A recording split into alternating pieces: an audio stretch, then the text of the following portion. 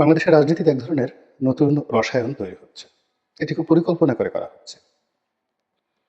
এই রসায়নে বিএনপির রূপান্তর ঘটানো হচ্ছে। অর্থাৎ বিএনপির যে অবস্থান রয়েছে সেই অবস্থান থেকে বিএনপিকে টেনে হিঁচড়ে নামানো হচ্ছে। অন্যদিকে সেই রসায়নের ফলে একেবারে নতুনভাবে যে দলটি প্রতিষ্ঠিত হয়েছে সেই দলের নেতৃবৃন্দকে এবং সেই দলটিকে টেনে হিঁচড়ে উপরে তোলার চেষ্টা করছে এবং বিএনপির সমান্তরাল বসিয়ে তারপরে বিএনপিকে বেইজ্জতি করার শত রকম চেষ্টা তদবির কৌশল ইতিমধ্যে তৈরি করা হয়ে গেছে। এবং এখানে নতুন যে দল এনসিপি নামটা এমনভাবে রাখা হয়েছে এনসিপি, আর অন্যদিকে হলো বিএনপি। এন এবং পি এই দুটোর সঙ্গে সামঞ্জস্য রেখে নামটা রাখা হয়েছে মূলত বিএনপিকে হিট অ্যান্ড হার্ট করার জন্য। আবার অন্যদিকে বিএনপির যিনি নেতা জনাব তারেক রহমান, এখন তার যে বর্ণাঢ্য রাজনৈতিক ক্যারিয়ার, তিনি শহীদ প্রেসিডেন্ট জিয়াউর রহমান সাহেবের সন্তান, তারপর বেগম খালেদা জিয়ার সন্তান, তার বাবা সেনাপ্রধান, রাষ্ট্রপতি, মুক্তিযুদ্ধের সেক্টর কমান্ডার এবং সফল রাষ্ট্রনায়কের পাশাপাশি বাংলাদেশের যে ডানপন্থী রাজনীতি সেই রাজনীতির জনক। বঙ্গবন্ধুকে যদি আপনি রাজনীতির এবং দেশমাতৃকার জনক বলেন, যে ঠিক আছে বঙ্গবন্ধু জাতির পিতা, বাঙালি জাতির পিতা, তো সে থেকে কন্টেম্পোরারি জিয়াউর রহমানকে দুটো স্থান দিতে হবে। একটা হলো যে বাংলাদেশ নামক যে রাষ্ট্র, সেই রাষ্ট্রটির যদি পিতা ধরেন, সেই রাষ্ট্রটির পিতা বিএনপি ক্লেম করতে পারে জিয়াউর রহমান। এর কারণ হলো বঙ্গবন্ধু যে জাতীয় সত্তা তৈরি করেছিলেন, বাঙালি জাতীয় সত্তা, এবং সেই জাতিসত্তার সঙ্গে যে রাষ্ট্রটি তৈরি করেছিলেন সেখানে কনফ্লিক্ট অফ ইন্টারেস্ট ছিল। অর্থাৎ বাঙালি, পশ্চিমবঙ্গের বাঙালি আছে, আসামের বাঙালি আছে, কিন্তু জিয়াউর রহমান শুধুমাত্র এই কেন্দ্রের যে ভূখণ্ডের যারা বসবাস করি তাদেরকে বাঙালি থেকে বাংলাদেশে আলাদা করে ফেলেছিলেন।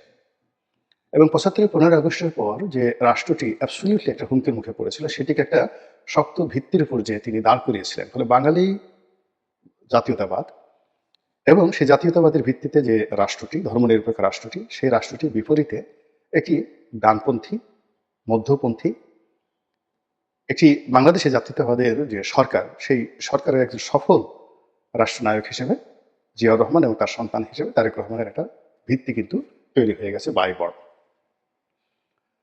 দ্বিতীয়ত হলো তার মা। তার মা তিনবারের প্রধানমন্ত্রী এবং সফল, রাজনীতিতে সফল, প্রধানমন্ত্রী হিসেবে সফল, তার ব্যক্তিত্ব থেকে শুরু করে সবকিছু। তো এরকম একজন মায়ের সন্তান, এবং তিনি নিজেও সেই 2001 সন থেকে গত 25 বছর ধরে দলটিকে নেতৃত্ব দিচ্ছেন। মানে 2008 সন পর্যন্ত যুগপৎভাবে তার মায়ের সঙ্গে, তারপর 2018 সন পর্যন্ত বলতে গেলে বেশিরভাগ নেতৃত্ব তিনি দিয়েছেন, আর 18 সনের পর থেকে একক নেতৃত্বে দলটি এই পর্যায়ে নিয়ে আসছেন। ফলে আপনি তাকে নিয়ে মানে আওয়ামী লীগের যারা লোকজন আছেন যতই ঠাট্টা করুন, যা কিছু করুন, কিন্তু তিনি তার অবস্থানে কিন্তু পৌঁছে গেছেন। কিন্তু আওয়ামী লীগ তারেক রহমান সাহেবের ক্ষতি করতে গিয়ে যে কাজটি করেছে সেটি হলো আওয়ামী লীগের সভানেত্রী শেখ হাসিনা, বঙ্গবন্ধুর কন্যা, যিনি নিজেকে আনপ্যারালাল ভাবতেন, তাকে নামাতে নামাতে নামাতে নামাতে একেবারে তারেক রহমান সাহেবের কন্টেম্পোরারি নিয়ে আসছেন। ফলে রাজনীতি 2020 থেকে 2025 সন পর্যন্ত এই 5টি বছর ছিল বিএনপি ভার্সেস আওয়ামী লীগ, আর শেখ হাসিনা ভার্সেস তারেক জিয়া, আর মধ্য থেকে বেগম খালেদা জিয়া রাজনীতির বাইরে গিয়ে একটা সার্বজনীন নেত্রী হিসেবে অনেকের কাছে সমাদৃত হয়ে গেছেন। এখন যে তারেক রহমান সাহেবকে আগস্ট মাসের 5 তারিখ পর্যন্ত অবিসংবাদিত নেতা, একেবারে ভবিষ্যৎ প্রধানমন্ত্রী, এটি নিয়ে কোনো রকম 1% সম্ভাবনা নেই, এবং তার কর্মকাণ্ড, তার কথাবার্তা, তার সিদ্ধান্ত সব কিছু নিয়ে যেখানে এক ধরনের হেজিমনি তৈরি হয়ে গেছে, ঠিক সেই জায়গাটি এই সময়টিতে এসে গত 9 মাসে বর্তমান ডক্টর মোহাম্মদ ইউনূস সরকার এবং তার সঙ্গে যারা আছেন তাদের যে রণকৌশল, তাদের যে রাজনৈতিক কৌশল, সেই কৌশলে বিএনপির যে সর্বনাশ হয়েছে সেটা তো বিএনপির সব লোক বুঝতে পারছে সারা বাংলাদেশে। তারা বুঝতেও পারেনি যে, যেমন ক্ষুধার্ত মানুষের সামনে আপনি যদি খাবার দেন, 3 দিন বা 7 দিন একটা মানুষ খায়নি, এরকম 1000 লোককে ছেড়ে দেন এবং আপনি ২,০০০ লোকের খাবার দেন, তাদের যে চাহিদা, সেই চাহিদার ১০ ভাগও তারা গ্রহণ করতে পারবে না। বাকি ২,০০০ লোকের খাবার তারা একেবারে মাটির সঙ্গে মিশিয়ে দেবে, নষ্ট করে ফেলবে। এটা হলো মানুষের চরিত্র। আপনি মরুভূমিতে যদি একটা মানুষ ২ দিন তৃষ্ণার্ত থাকে এবং একেবারে মরণাপন্ন, ওই অবস্থায় তার সামনে যদি আপনি পানি দেন, ও মরে যাবে সঙ্গে সঙ্গে। তো বিএনপির যে আকাঙ্ক্ষা, ক্ষমতার আকাঙ্ক্ষা, বিএনপির যে আকাঙ্ক্ষা আওয়ামী লীগকে ছেঁচা দেওয়ার আকাঙ্ক্ষা, বিএনপির যে আকাঙ্ক্ষা সম্পদ অর্জনের আকাঙ্ক্ষা, বিএনপির যে আকাঙ্ক্ষা ফ্রাস্ট্রেশন, প্রায় সেই ২০০৬ থেকে তাদের মধ্যে যে হতাশা ছিল, সেই হতাশার তাকে কাটিয়ে উঠে তারা সফলতার একটা জায়গাতে পৌঁছানোর যে আকাঙ্ক্ষা, এই জায়গাগুলো যারা রাষ্ট্র পরিচালনা করেছে, সেটা সেনাবাহিনী হোক কিংবা ডক্টর মোহাম্মদ ইউনূস হোক, এটাকে একেবারে এলোমেলো করে দিয়েছে। তারা আওয়ামী লীগকে মানে খাদ্য হিসেবে, আওয়ামী লীগের সহায় সম্পত্তিকে খাদ্য হিসেবে ক্ষুধার্ত বিএনপি নেতাকর্মীর সামনে ফেলে দিয়েছে, পুরো সমাজকে তাদের কাছে দিয়ে দিয়েছে। ফলে দেখেন টেকনাফ থেকে তেঁতুলিয়া পর্যন্ত প্রত্যন্ত অঞ্চলে যে মবগুলো হয়েছে, আমরা কিছু মব দেখেছি যেটা এনসিপি করেছে দৃশ্যমান ঢাকাতে জেলা শহরগুলোতে, কিন্তু প্রত্যন্ত অঞ্চলে যে মবগুলো হয়েছে বা এখনো হচ্ছে, যে মামলা মোকদ্দমা, সামাজিক বিশৃঙ্খলা, যে চাঁদাবাজি, যা কিছু হচ্ছে, এই পুরো জিনিসটিকে বিএনপির কাঁধে চাপিয়ে দেওয়ার জন্য যে ম্যাটিকুলাস প্ল্যান করা হয়েছিল, সেই প্ল্যানটা সফল হয়েছে। ফলে আপনি ঢাকাতে বসে যত কথাই বলেন না কেন, গ্রামগঞ্জে গিয়ে ভোট চাইতে যাবেন এখন বিএনপির পক্ষে, ধানের শীষের পক্ষে, আপনি সেখানে বিএনপির জাতীয়তাবাদ নিয়ে, শহীদ রাষ্ট্রপতির সততা নিয়ে, তারেক রহমান সাহেবের প্রধানমন্ত্রিত্ব নিয়ে, তার নেতৃত্ব নিয়ে কথা বলবেন, এটা যারা তৃণমূলের রাজনীতি করেন তারা খুব হাড়ে হাড়ে এটা বুঝতে পারছেন। এবং এই কাজগুলো ঘটানো হয়েছে মূলত বিএনপিকে মানে যাকে বলা হয় শিকলবন্দি করার জন্য। এটা সফল।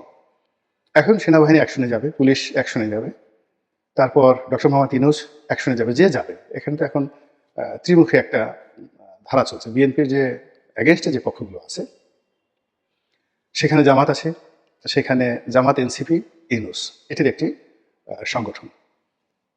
তারপরে আওয়ামী লীগ এবং তাদের যারা দস্যু রয়েছেন তারা, অথবা ধরেন সামরিক শাসন যদি আসে তাহলে মিলিটারি, মানে তিনটি পক্ষ যারাই উইন করবে, এই তিনটি পক্ষের ১ নম্বর টার্গেট হলো বিএনপি। এরপর অন্যান্য বিষয়গুলো আসবে এবং সেই টার্গেট ফুলফিল করার জন্য বাড়ি কোথায়, মোবাইল নম্বর কত, কত টাকা কোথায় রাখছে, কি আছে, মানে এত চমৎকার করে ডকুমেন্টারি তৈরি করা হয়েছে যে এখান থেকে যদি বিএনপির প্রতিপক্ষ আক্রমণ শুরু করে,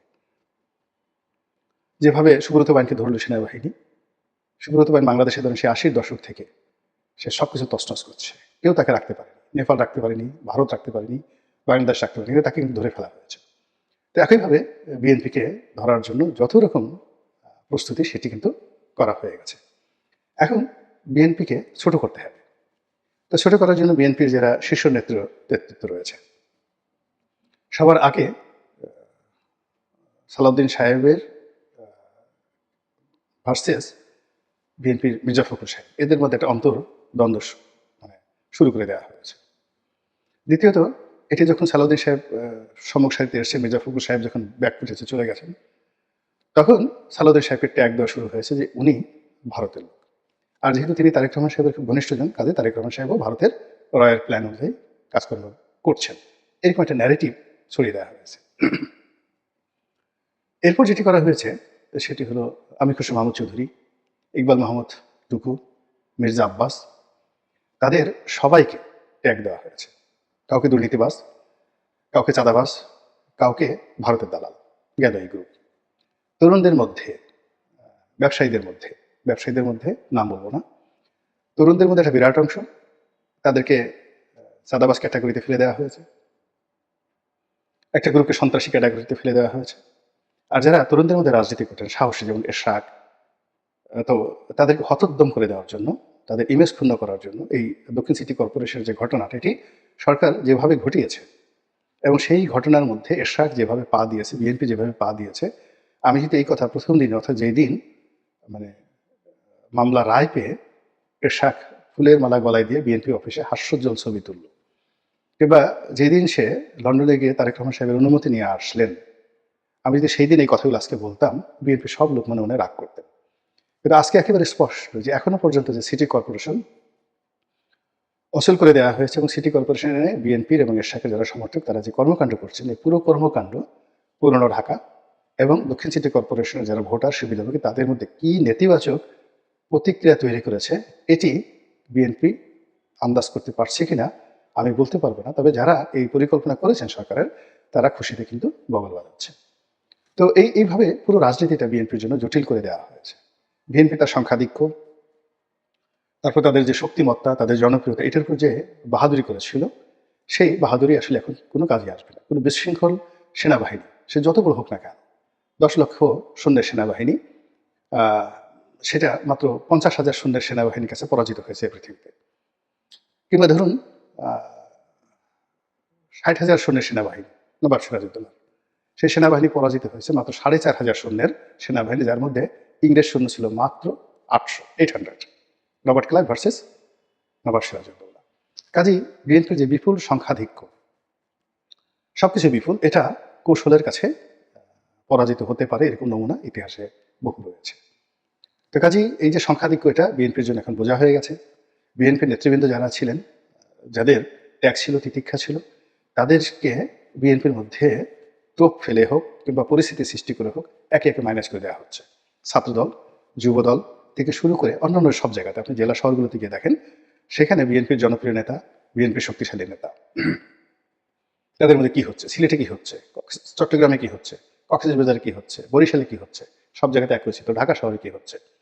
এখানে যারা শক্তি দেখাতে পারে তারা একটা গ্রুপ হয়ে গেছে, আর যারা জনপ্রিয় তাদের আর একটা গ্রুপ হয়ে গেছে। তো এই জিনিসগুলো করতে দেওয়া হয়েছে। আর সর্বশেষ বিএনপির যে সম্পদ, সেটি হলো জিয়া পরিবার। তো সেই জিয়া পরিবারকে, বেগম জিয়াকে দেশের বাইরে পাঠানো হয়েছে, আবার আনা হয়েছে। তারপরে তারেক রহমান সাহেবকে সম্মানিত করা হয়েছে, মর্যাদা দেওয়া হয়েছে। এখন তাকে আবার উত্তেজিত করে, রাগান্বিত করে তাকে মাঠে নামানো হয়েছে।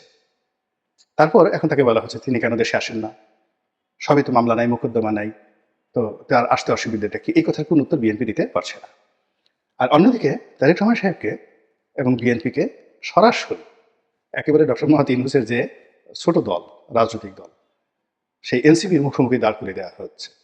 এখন বিএনপি ভার্সেস জামাত বলা হচ্ছে না, বিএনপি ভার্সেস আওয়ামী লীগ বলা হচ্ছে না, বিএনপি ভার্সেস জাতীয় পার্টি বলা হচ্ছে না, বিএনপি ভার্সেস এনসিপি বলা হচ্ছে। এবং এনসিপির এগেনস্টে বিএনপির নামটি যে উচ্চারিত হচ্ছে, এটাতেই বিএনপির যত রকম ইজ্জত রয়েছে, প্রত্যেকটি ইজ্জত একেবারে রীতিমতো পাংচার হয়ে গেছে। 2 নম্বর হলো যে, যখন সেই এনসিপির নেতৃবৃন্দ, সেটা হাসনাত সাহেব হোক, সার্জি সাহেব হোক কিংবা নাহিদ সাহেব হোক, তারা যখন সরাসরি সালাউদ্দিন সাহেবকে টিটকারি করছে, মির্জা আব্বাসকে গালাগাল করছে, তারেক রহমান সাহেবকে টার্গেট করে অসম্মান করে কথা বলছে, কিংবা তাকে উদ্দেশ্য করে কথা বলছে, তাকে চ্যালেঞ্জ জানিয়ে কথা বলছে, বা এনসিপিতে কেমন কিছু হচ্ছে যেটাকে আকার ইঙ্গিতে কাউন্ট করে তারেক রহমান সাহেবকে বলতে হচ্ছে যে একটা নতুন দল বা একটা সেই দলকে টার্গেট করে, মানে এনসিপিকে উদ্দেশ্য করে যখনই তারেক রহমান সাহেবের মধ্যে একটা ছোট সিঙ্গেল কথা আসছে, ইট মিনস তারেক রহমান সাহেব ওই ভুল করছেন যে ভুল শেখ হাসিনা করেছেন। ফলে যা হওয়ার তাই হচ্ছে। পুরো রাজনীতিতে একেবারে একটা এলোমেলো নাবড়া টাইপের হয়ে গেছে, ডাল চাল খিচুড়ি পাকালে যে অবস্থায়, ওই অবস্থায় পড়ে গেছে। এবং সেখান থেকে বিএনপিকে আলাদা করা, তারেক রহমান সাহেব আবার সেখান থেকে বের হয়ে এসে আবার গর্জে ওঠা, এটা যথেষ্ট সময় সাপেক্ষ বিষয়। আল্লাহ আমাদের রাজনীতি সবাইকে সুমতি দান করুন এবং এই দেশে একটা রাজনৈতিক স্থিতিশীলতা আসুক। আসসালামু আলাইকুম রহমতুল্লাহি ওয়া বারাকাতুহু।